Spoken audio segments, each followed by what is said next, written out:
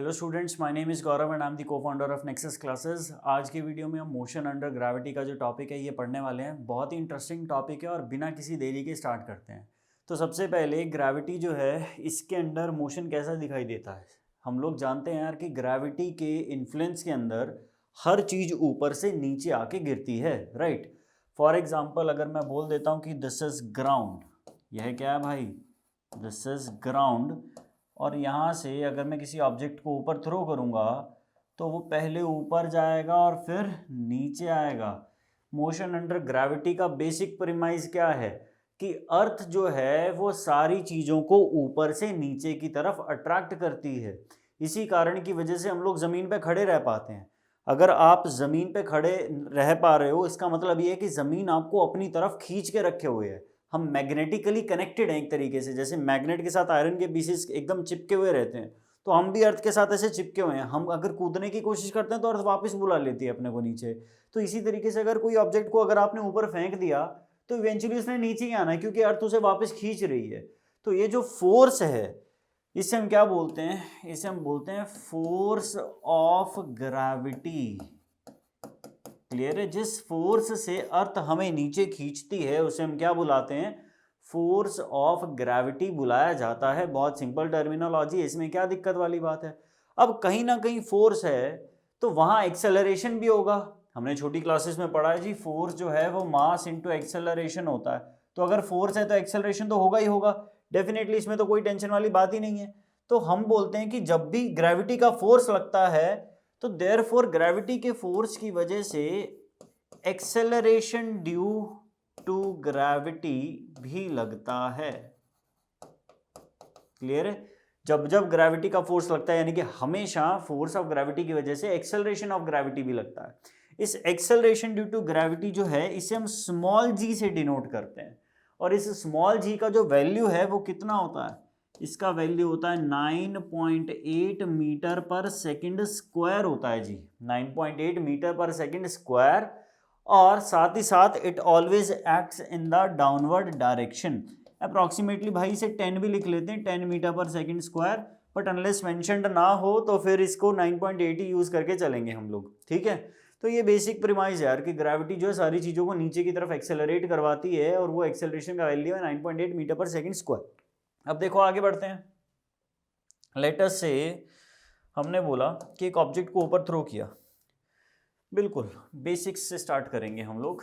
Let us से this is ground and this is an object throne upward with the initial velocity u। u क्या है, इसका initial velocity है। अब देखो एक साइन कन्वेंशन है जो हम हमेशा स्टार्ट करेंगे और हमेशा इसी साइन कन्वेंशन को लेके चलेंगे।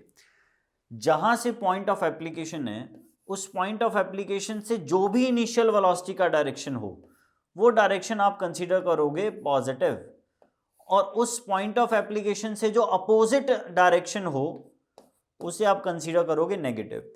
अब इनिशियल वेलोसिटी का डायरेक्शन हमने क्या रखना भाई, पॉजिटिव रखना है। जहां पे इनिशियल वेलोसिटी है वो डायरेक्शन को क्या मान लिया, पॉजिटिव, तो उससे उल्टा डायरेक्शन क्या हो जाएगा, नेगेटिव। अब देखो ग्रेविटी का जो एक्सेलरेशन था वो तो नीचे की तरफ लग रहा था। क्यों, क्योंकि ग्रेविटी जो है हर चीज को नीचे की तरफ खींचती है, तो फोर्स नीचे लगता है। फोर्स जिधर लगता है उधर एक्सेलरेशन लगता है, तो एक्सेलरेशन भी नीचे ही लगता है भाई, राइट। तो ग्रेविटी का एक्सेलरेशन जो है वो किस तरफ लगता है भाई, ग्रेविटी का एक्सेलरेशन लगता है in the downward direction, right. तो देयरफॉर यहां से एक्सेलरेशन लगा डाउनवर्ड। हमने बोला इनिशियली वेलोसिटी थी इसकी u, एक्सेलरेशन था नीचे, तो वेलोसिटी ऊपर एक्सेलरेशन नीचे।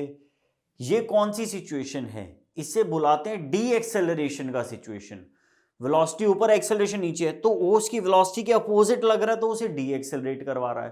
तो क्या होगा, जैसे ही ऑब्जेक्ट ऊपर जाएगा ऊपर जाते जाते जाते जाते उसकी वेलोसिटी कम होती रहेगी और इवेंचुअली जैसे ही वो अपनी मैक्सिमम हाइट अचीव करेगा उसकी वेलोसिटी क्या हो जाएगी, जीरो हो जाएगी।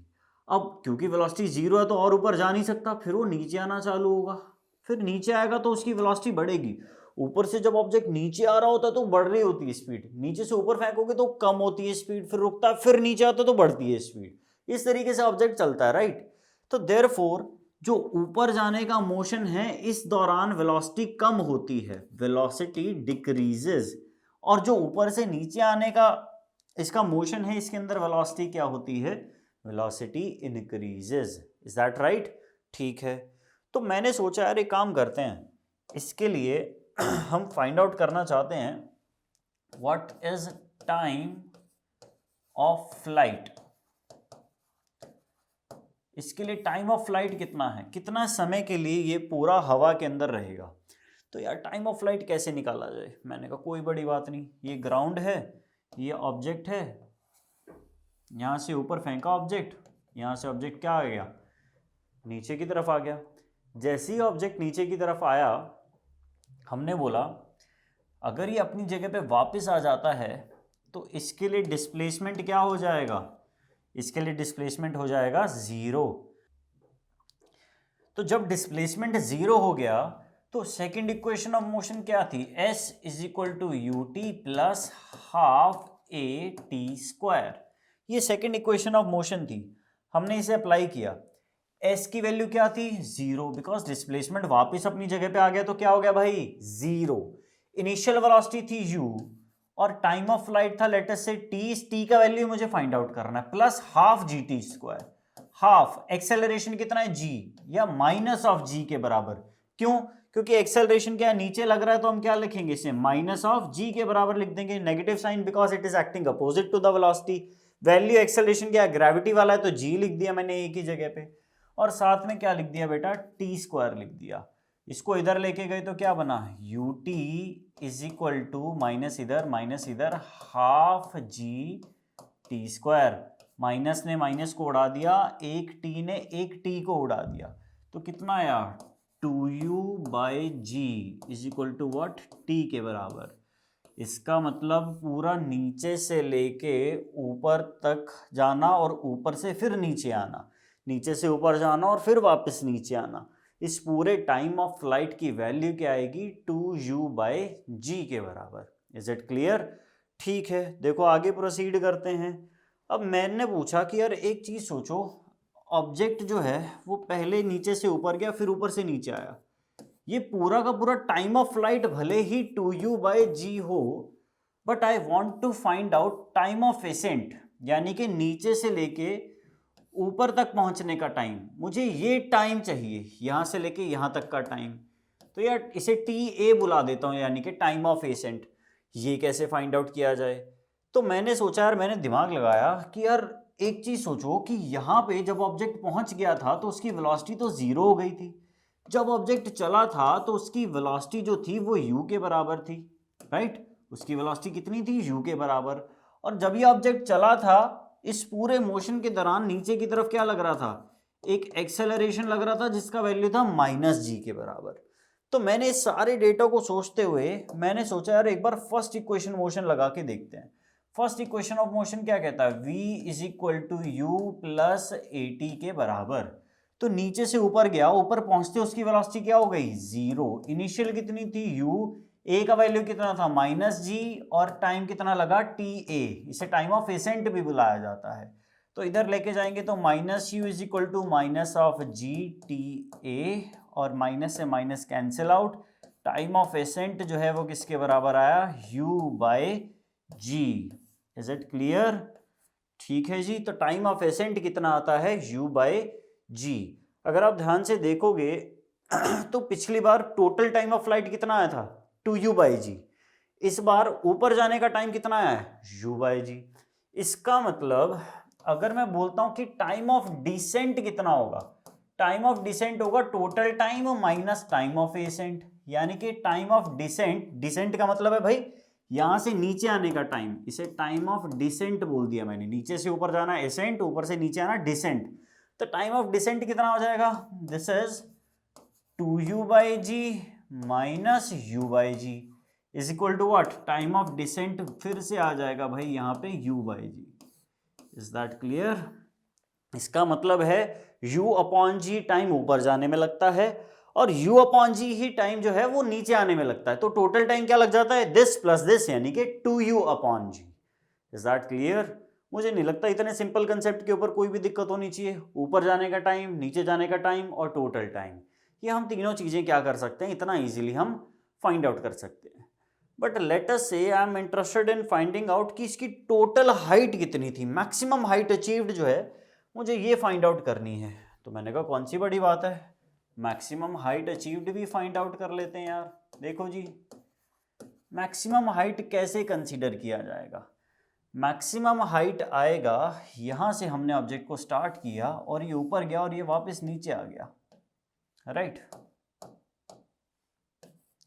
जस्ट लाइक दिस, इस तरीके से बिहेव किया। तो ये जो टोटल हाइट है ये h के बराबर आई। तो इसको कैलकुलेट करने के लिए मैं क्या करता हूं, मैं सेकंड इक्वेशन का यूज करता हूं, क्योंकि इसके पीछे का आइडिया ये है कि मुझे पता है ऊपर कितनी देर में पहुंचेगा। टाइम ऑफ असेंट में ऑलरेडी कैलकुलेट कर चुका हूं, तो अगर इतने टाइम में मैं इसका डिस्प्लेसमेंट कैलकुलेट कर लूं, वही तो उसका हाइट आएगा। एसेंट के टाइम के दौरान उसका डिस्प्लेसमेंट जो भी हुआ होगा वही तो उसकी हाइट अचीव्ड होगी। तो मैंने क्या किया, मैंने बोला यार second equation of motion which is s is equal to ut plus half a t square, इस इक्वेशन के अंदर मैं क्या करता हूं, t की जगह टाइम ऑफ एसेंट डाल देता हूं, which is what, time of ascent is u by G, अभी कैलकुलेट किया था, माइनस हाफ a की जगह क्या आएगा माइनस जी, तो ये माइनस हाफ जी बन गया, टी स्क्वायर कितना बना, u square by G square. Is that clear. एक जी से एक जी कैंसिल आउट हो गया हमारे पास। इधर क्या बना u स्क्वायर बाय जी, इधर क्या बना u स्क्वायर बाय 2g। तो यहां से क्या कर सकते हैं हम, u square by g common ले सकते हैं, 1 माइनस 1/2 आएगा, 1 माइनस हाफ हाफ होता है। तो मैक्सिमम हाइट अचीव कितनी आती है, u स्क्वायर अपॉन 2g के बराबर आ जाती है। क्लियर हुआ। Maximum height achieved is u square upon 2g। It is really that simple, इसमें कोई दिक्कत वाली बात जो है वो नहीं होनी चाहिए। क्लियर हुआ, ठीक है। और देखो एक और चीज़ है इसके अंदर जो मैं कैलकुलेट कर सकता हूँ। क्या कैलकुलेट कर सकते हैं, मैं इंटरेस्टेड था, मैक्सिमम हाइट तो अपने पास आ गई, I want to find out कि यार जब वो नीचे स्ट्राइक करेगा तो उसकी कितनी वेलोसिटी होगी। देखो इनिशियली उसे u वेलोसिटी से थ्रो किया था, फाइनली जब वो यहाँ पे आ गया उसकी कुछ वेलोसिटी होगी, मुझे ये वेलोसिटी चाहिए यार। ये फाइनली जब वो स्ट्राइक करेगा ग्राउंड पे वापस आके, जब वो स्ट्राइक करेगा तो कितनी रफ्तार से आके उसको वो जमीन से टकराएगा, ये मुझे फाइंड आउट करना है। तो मैं एक काम करता हूँ, मैं फर्स्ट इक्वेशन लगाता हूँ, v is equal to u plus a t, v is equal to what, u plus a t. अब टाइम में मैं क्या डाल दूं, टाइम ऑफ फ्लाइट अगर डाल दूं तो टाइम ऑफ फ्लाइट में मुझे फाइनल वेलोसिटी मिल जाएगी, यानी कि यहां से स्टार्ट हुआ और टाइम ऑफ फ्लाइट पूरा लेने के बाद, इतना टाइम हो जाने के बाद उसका जो वेलोसिटी होगा वो ये इक्वेशन बताएगी हमें। तो हमने डाला v is equal to U, A की जगह क्या आएगा minus of G, time of flight की जगह क्या आएगा 2u बाय जी के बराबर। तो g से g cancel out, u minus 2u, v कितना आया माइनस ऑफ u के बराबर। ये तो u के बराबर ही आ गया but with a negative sign. इसका मतलब क्या हुआ जी, इसका मतलब है कि जब ऑब्जेक्ट जो है आपने u वेलोसिटी से फेंका था, तो जब वो वापस आएगा ना तो उसकी वेलोसिटी u ही होगी, लेकिन वो नीचे की डायरेक्शन में होगी। यानी कि फॉर एग्जांपल अगर आपने 10 मीटर पर सेकंड से ऊपर फेंका था, तो वो जब नीचे आएगा तो उसकी वेलोसिटी 10 मीटर पर सेकंड ही होगी, बस साइन अपोजिट या डायरेक्शन अपोजिट हो जाएगी। जितनी वेलोसिटी से हम किसी ऑब्जेक्ट को ऊपर फेंकते हैं ना, वो उतनी वेलोसिटी से ही नीचे आता है। ऑब्वियसली एयर रेजिस्टेंस को नेग्लेक्ट किया गया इस अजम्पशन में, लेकिन अगर एयर रेजिस्टेंस ना हो, वैक्यूम हो और ग्रेविटी के अंदर मोशन करवाया जा रहा हो, तो आप जितनी स्पीड से ऑब्जेक्ट को ऊपर फेंकोगे उतनी स्पीड से नीचे आएगा भाई। Is it clear. तो ये बेसिक्स हैं मोशन अंडर ग्रेविटी के। हमें क्या पता कि अभी यह ग्रेविटी के अंदर क्या होती है, एक एक्सेलरेशन लगती है जिसका वैल्यू 9.8 मीटर पर सेकंड स्क्वायर। ऑब्जेक्ट को ऊपर फेंको तो वो नीचे आता है, टॉप मोस्ट पॉइंट पे वेलोसिटी क्या होती है 0 होती है। टाइम ऑफ फ्लाइट कितना होता है 2u by g, time of ascent कितना होता है u by g, time of descent कितना होता है u by g, maximum height achieved कितनी होती है u स्क्वायर बाई 2g, और फाइनल वेलोसिटी कितनी आती है उतनी ही जितनी इनिशियल थी but with a negative sign. तो I hope that is clear, it is that simple, इतना बेसिक है, आप लोग घर पे भी कर सकते हो इसको, पूरी डेरिवेशन को, कोई टेंशन वाली बात नहीं। Is that clear? ठीक है जी, थैंक यू सो मच। आज की वीडियो के लिए हम इतना ही कर रहे हैं। इसी कंसेप्ट को यूज करके नेक्स्ट वीडियो के अंदर हम प्रोजेक्टाइल को और देखेंगे और मोशन अंडर ग्रेविटी के और क्वेश्चंस भी हम देखेंगे। तो eventually we are building up to the projectile motion. Motion under gravity का एक केस देखा, फिर मोशन अंडर ग्रेविटी के कुछ और केसेस देखेंगे, and then will be building up to projectile motion. Thank you so much for watching, that's it for today.